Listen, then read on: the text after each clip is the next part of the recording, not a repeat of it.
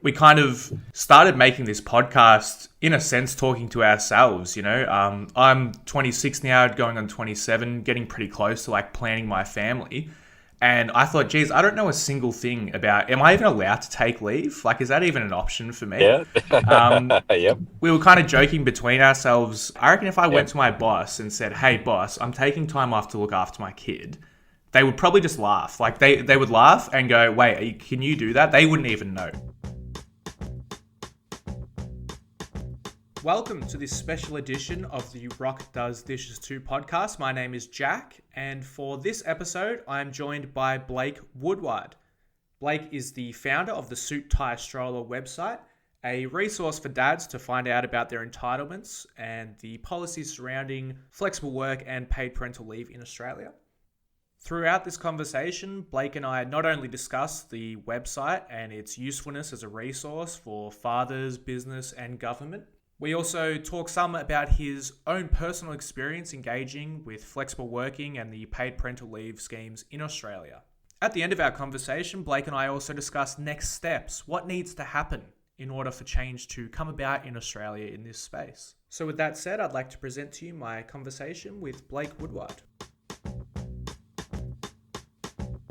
Blake, thanks so much for joining me today, mate. Why don't you start off by telling us a little bit about how you became acquainted with the parental leave situation in Australia?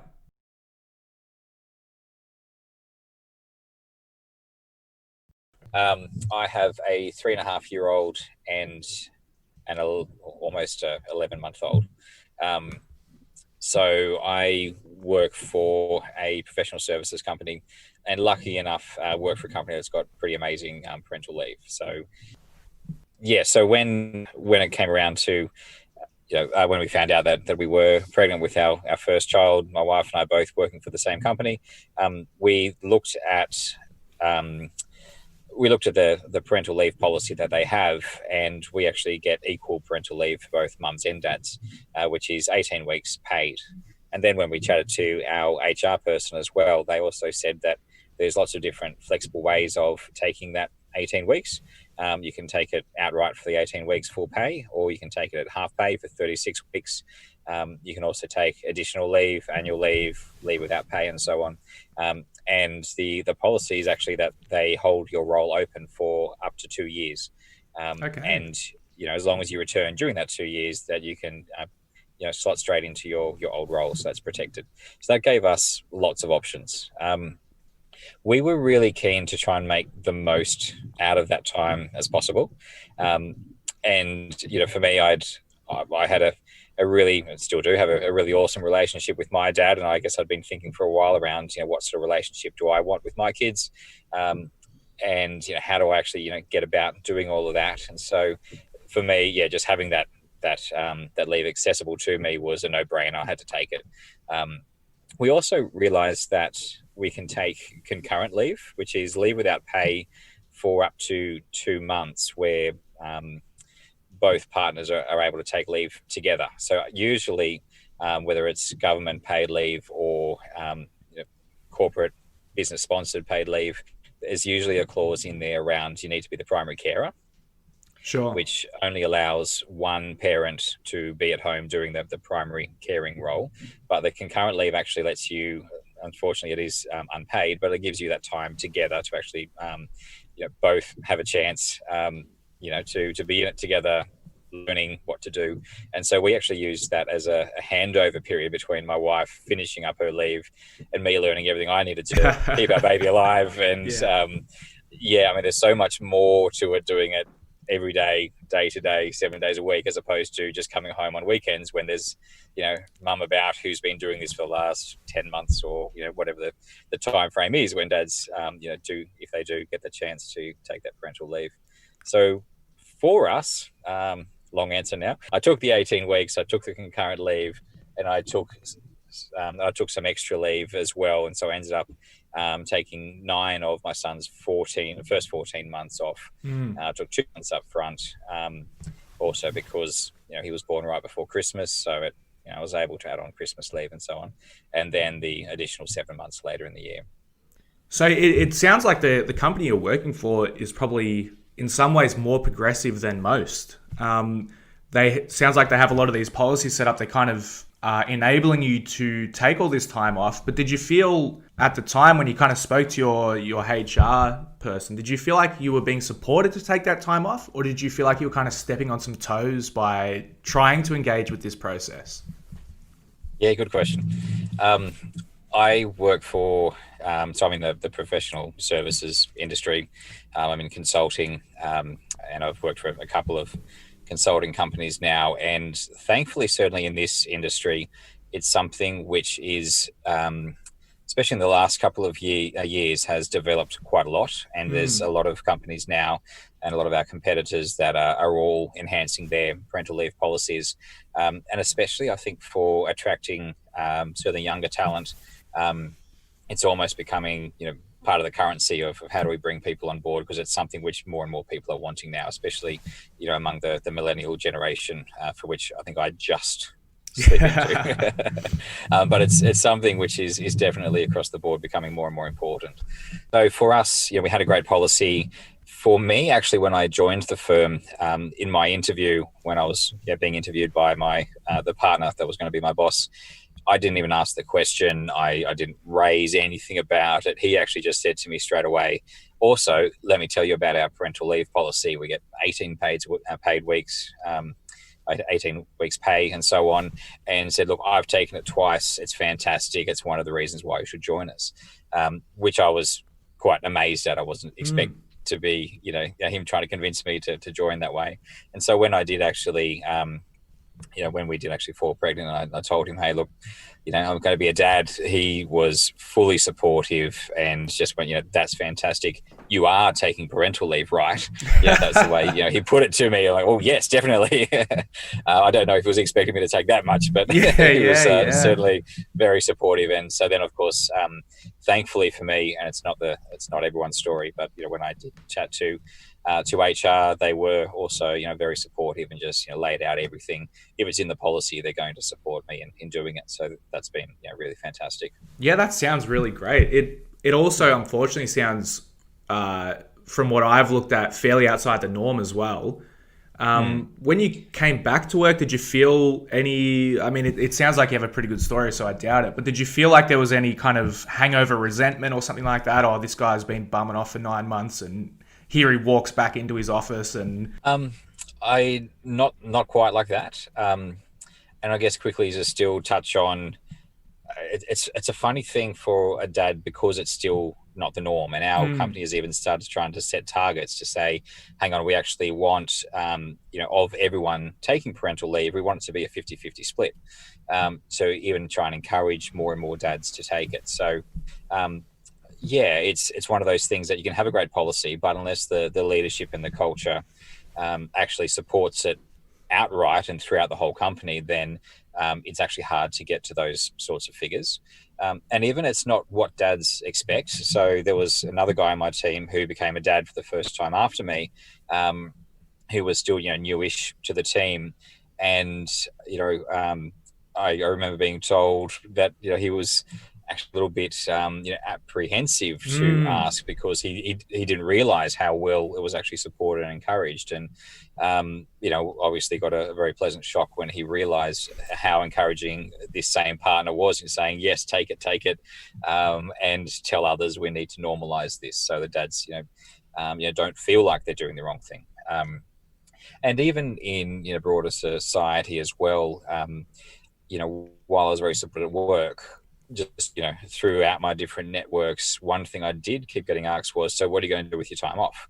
Almost as if I wasn't expected to be doing the exact same thing as my wife had been doing while she was on leave. That, if even when I came home from work, to my wife when she was on leave and said, hey, what were you doing today? She'd often just kind of laugh at me and say, I was keeping your son alive, and have a joke that's what we don't even ask a mum what they're doing during the day when they're caring for a bub. But for me, I kept being asked this question of, so what are you going to do? As if I needed to have a side project that actually validated my taking that time. When I got back to work, no, there weren't any of those assumptions. I was, welcomed back very well. But one thing I did find was an assumption that I would take a long time to get back onto my feet and to be able to get back to the same level of performance as I had been previously. And there's definitely some truth to that. But I guess sometimes it felt like, because that assumption was there, it was hard to prove that to be wrong. If I, even if I felt like I was getting on my feet fast enough, there was still just this, gently sort of, thing for that first period of time, which, I'd been doing, writing my own blog, writing my website, felt like I'd actually, been keeping the brain turning a fair bit, on the side a little bit. And especially I've been ramping up before going back to work. So I wanted all that, up and ready, to be done before I then was, distracted back with everyday life with work again. Yeah, sure. So I felt like I was already kind of pretty, hitting the ground, running a fair bit. But I guess there was just that assumption that I then had to overcome back in the workplace. Well, and that ties perfectly into where I want to take this next, which is the suit tie stroller. That's how I became kind of aware of you. What made you decide to kind of start a website talking about all of this stuff as well? It seems like a kind of next step on what most people would do. Yeah, so when my wife took leave, she would research everything. She obviously, through the whole hospital experience, was placed in a new mothers group. Through that, they would then form their own, Facebook groups, and we also had a lot of friends who had become, mums, not too long before us as well. So instantly, she had a whole social network that she could ask questions on. The kid gets a rash. Hey, here's a photo. Does anyone know what this is? Or even stuff around the house. How are people baby proofing their home, or whatever the random question was, there was always somewhere to find that information. And so when I went to take leave myself, I started trying to find, where am I going to get those answers from, and just realized there was nothing. When I started searching for dad blogs, there was either nothing there, or it was more a case of here's a blog, I'm a dad, but this is the topic that I'm interested in. I'm a dad in IT, or I'm and whatever it was. Sure. And the focus was more on the other than the part of being a dad. And I certainly had a lot of trouble finding a network to be asking those sorts of questions. So that's Definitely. Where I thought, well, why not fill that space and start just, writing stuff that I knew about, which was working in the corporate world and being a dad, wanting to continue doing both. It wasn't a trade-off that, I wanted to be more dad than worker, or vice versa. So how do we do it both? And that's where I came up with the, I guess, the concept of suit tie stroller, and just started doing a whole lot of research, and figured that, at the end of the day, for, what I could speak to was taking parental leave, navigating all the policies around parental leave. How do you actually encourage dads to take it, to actually know what's out there? It's not a simple process to go through. No, it is not. There's so many different types of policies, or lack of policies. A lot of people actually only get the government pay of 2 weeks pay up front when at minimum wage, by the way. Sure. For when Bubby's actually born, and then they're straight back to work, and there's just no expectations for dads to be involved beyond that, or just the means to be able to get properly involved. So that's where I thought, well, let's start writing about those experiences. And then other than supporting dads, well, something's got to change. And the more I researched and started thinking about, well, how do we get to where we are now? That's when I realized that, so many policies, both government and corporate, are, literally it seems to be reflective of the 1950s. And, the world's changed a lot since then. There's a lot more women in the workforce. There's a lot more women wanting, full-time careers. There's a lot of parents that are both needing to have careers because of the cost of living is so much different to the 1950s and so on. And we're all pressed to keep working, but the policies are still even just written in there that the primary carer in some cases is described as the mum only. So it's in many cases actually what I think is discriminatory towards dads by not actually, enabling us the same access to leave and the means of setting up our family. Yeah, definitely. Look, one of the very first things we came across actually when we started looking at this whole problem was the dad and partner pay. And straight away I thought, well, hang on, dad and partner pay 2 weeks minimum leave, or minimum wage leave rather. Some stats later on revealed that almost no one takes it because it's such kind of a crappy policy. I mean, why do you think that it is so kind of old, so archaic in these policies from the government spectrum. And I guess on the other hand, it seems business, particularly the one that you work for, but in general, it seems business is a bit savvier about this stuff. Do you think there's anything to be said for business leading the way on this, or does government need to step up? Yeah, so I definitely think it's both. The At the moment, the policy is very old. It doesn't reflect what people are wanting, and so I think that's where corporates are stepping in and saying, oh, "Hang on, this is actually impacting our recruitment or retention. It's one of those things that we need to have in place, and if government aren't going to do it, then we're going to do it anyway." And that's actually even just what is offered at minimum wage. That's where corporates are stepping in and actually going, "Well, no, we'll give you the same as what you'd normally get," which is impacting why so few people actually do take up the dad and partner pay, because they'd be taking a pay cut for the 2 weeks when their workplace will actually give it to them. But it definitely has to be both. If it's only corporates, well, then that's only one part of industry. There's a lot of industry, a lot of other areas that really would struggle to be supporting both mums and dads with extensive periods of pay. So I've been very conscious in what I've been writing and what I'm advocating for. Never to actually say that parental leave is the answer for everyone. It's a huge part of the answer, definitely. But it's not something that everyone can easily do. And I think we've seen this even with this whole COVID-19 period of isolation, that some services can't work from home. Some services can't be flexible. The same needs for workers are different depending on the workplace, the size of the organization. There's been a lot of small businesses going under because they can't afford for someone to be out of work. So that's where I think we need to think beyond parental leave as a simple answer, and thinking more around how do we support the needs of working parents? What are they? How can we actually address that need? Because that's always going to be there. Definitely.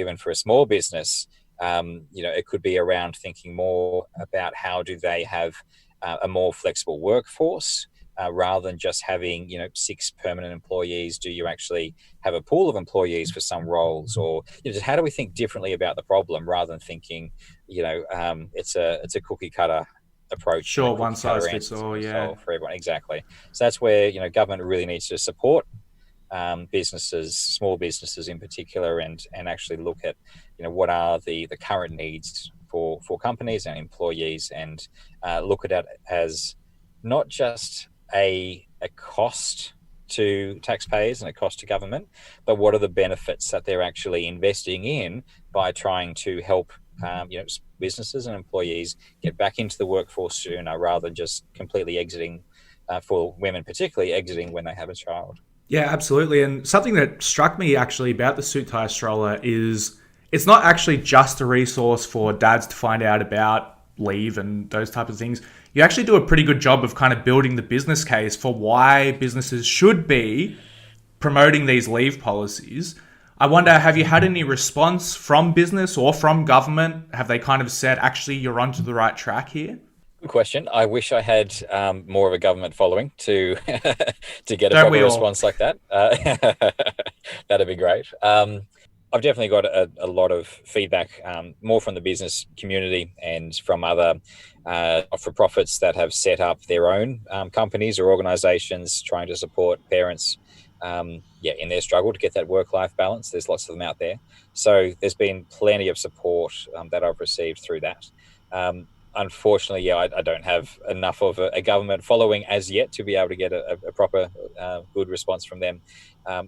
But there's certainly in the networks that I've now started getting involved in, including even with some people who were actually part of forming the current policy. There is constant, petition with the government, and unfortunately, it is.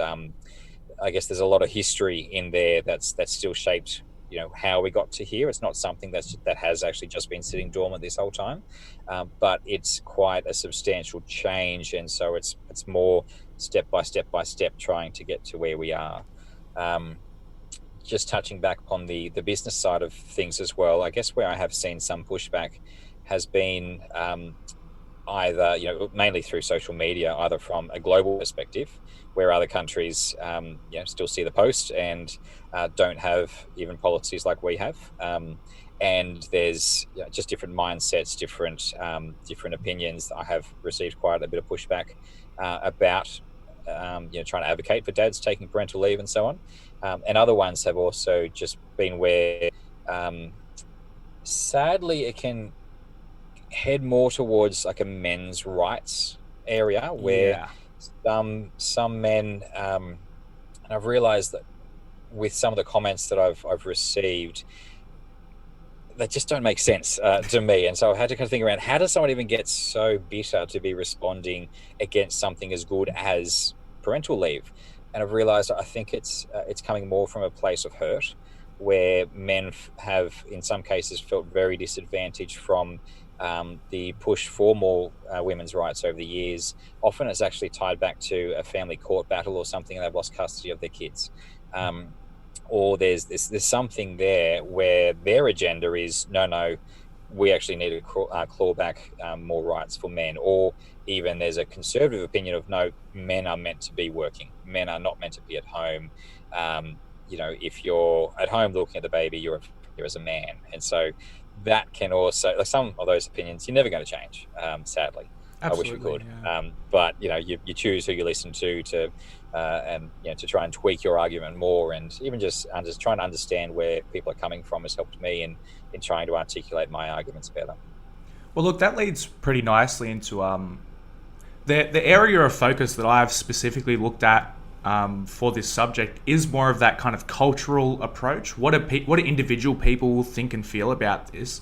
I've definitely come across the idea that, men go to work and they earn an income and they provide bread for their families, and that's what they do.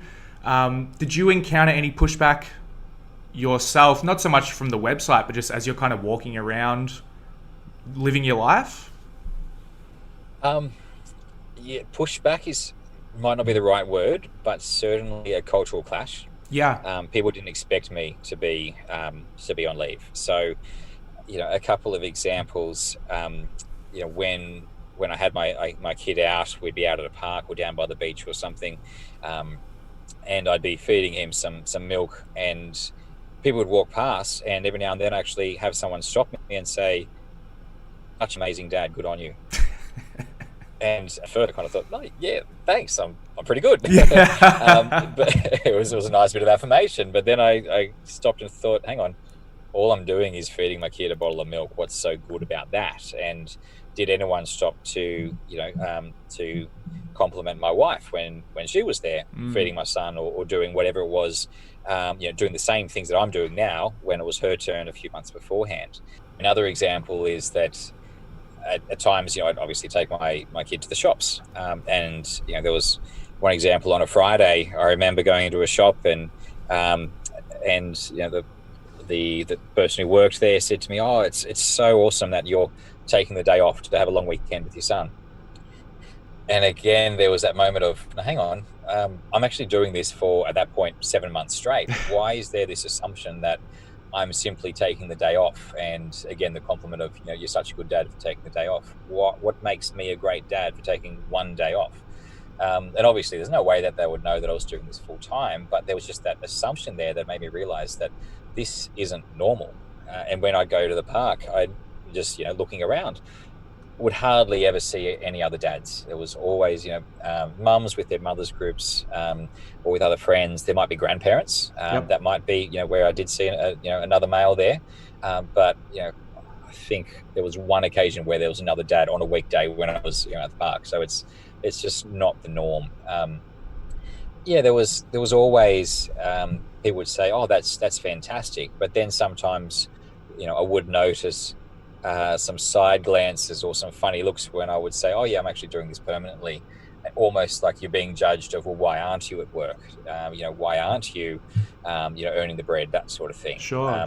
Never actually vocalized, to me at least, certainly, not in person. But I think there's quite a cultural stigma that exists simply because it's still new. Men haven't had this sort of access, or if they did, yeah, there's probably even more a stigma before because it wasn't supported by the same sorts of policies that we have now. But bit by bit, we're getting there, and things are starting to change. And the more men keep taking parental leave, obviously the more that's going to become the norm. Excellent. Look, I've got one more for you. This one's a bit of a, you don't have to take it too seriously. But what you've just described to me is that, people don't see this as a normal thing for a dad to stay at home, look after his children. If you just had a magic wand, you could just wave it, and tomorrow everyone saw it as like this normal thing that just people do. What do you think would have to change to make that happen? Wow, that's a big question. So could you just solve everything for me right now? That'd be great. What would I need to change? It's hard to think of one thing. I guess with a broad brush, it's the mentality that only women can look after a baby or a child, or that they should, or that history has always said that that's the way it is done. How to change that mentality that this is normal. And I think that plays out in multiple ways because, obviously there's policy that some, businesses haven't even just got to that stage of even thinking that, that men should be having leave. And certainly there's plenty of, stuff online if you look it up, and even stories out of the States where people have, and not just the States, but, there was some prominent ones on, radio interviews and things where people have, had a go at, say, sports players who wanted to take some time off for their kid, and people responding, and particularly, older generations who haven't had it themselves, saying, well, what's a dad going to do? It's not like they can breastfeed. So, how can they look after a kid? There's a heck of a lot more to looking after a kid than breastfeeding. So, changing that mentality. Even sometimes, like, one thing I'd love to change is even the sort of language we use around dads being an active carer, whether they are taking parental leave or simply just getting involved as a dad, because often it's just the language of, oh, dad's got the kids, he's babysitting. No, we're parenting. Yeah, what's babysitting absolutely. about actually looking after your own kid? Or sometimes it can even be around other mothers, in looking at dads of saying, oh, they don't know how to dress our kid. Why is fashion sense so important about what, the fact that kids have clothes on is a win. So, just changing some of that language, and being more supportive of, fantastic, there's a dad getting involved. Other things can, beyond the language as well. And this is the biggest thing I've found for me learning how to care, realizing that there's actually nothing genetic about it. The way I like to put it is that it's time in the role. So when I first took 2 months off, for my son when he was born, I was as involved as I could during that first 2 months, and then I went back to work full time. And when I went back, it took 1 week for me to completely get out of sync with where he was up to and what his needs were. So his cries in that 1 week developed, and they changed. He became more dependent on my wife, simply because I wasn't there, and he just within a week got used to being looked after by my wife. This is the biggest part. On that Saturday, after that first week, he was crying, and I went to pick him up and put him in the exact same hold that I had for the previous 2 months that I'd learned settled him very well, and he just wouldn't settle, and he was just kept getting more and more worked up. And I looked up to my wife and said, what am I doing wrong? And she just said, oh yeah, he doesn't like being that way anymore, try doing this, slightly rotate him, and then suddenly he settled down. And for me, it was just that realization of, wow, 1 week out of the loop was enough to actually fall out of sync with understanding his needs. And the longer that continued while I was out of work, the more and more out of sync that I got. And what I often hear with other dads are comments along the lines of, baby doesn't respond to me. Mum needs to do the settling. And for me, I realized that when that was happening to me, that was actually my indicator that I needed to get back into the game. I needed to do more. Yeah. Instead of pulling back and going, oh yeah, Bub only responds to mum. Okay, mum, you're in charge. You do that. I took it the other way of, no, that's my indicator that I need to do more so that he gets used to, responding to me again. And funnily enough, when my wife went back to work, she found the same thing, that time out and not being around in the day-to-day, our son started actually responding to me more rather than her. So it does actually work both ways. There's nothing genetic about it. So if I could change that mentality with people to say, no, it's not a mum thing or a dad thing. It's just a look after your kids and love them thing from the sounds of it. Yeah. So you can just change that mentality of it's not a mum thing, it's not a dad thing. It's a both thing, and you both need to be involved. That it's the involvement itself that teaches you how to be a good dad or a good mum. It's not that one's better fitted to the other. That's the thing I'd really love to break in society. Well, look, I'm quite conscious of the time. I've kept you here for about half an hour now, so I think we'll wrap it up. Thank you very much for coming on the show, Blake. I really appreciate that. No worries, Jack. That's been great. That was Blake Woodward from the Suit Tie Stroller website. You can find that at suittieStroller.com. You can find him on socials at Suit Tie Stroller. I really enjoyed that conversation. Gave me a lot of really good insight into how it feels for an individual to try to navigate these circumstances. Some of the pressures that men feel from society when they try to kind of exist in what has so classically been defined as kind of a woman's role of looking after their children. I can't express enough how grateful I am that Blake made time to make an appearance on the show, and I really appreciated his insight. And to the audience, thank you very much for watching the Rock Does Dishes 2 podcast. Thank you for sitting through this special presentation of the podcast, and I look forward to seeing you next time.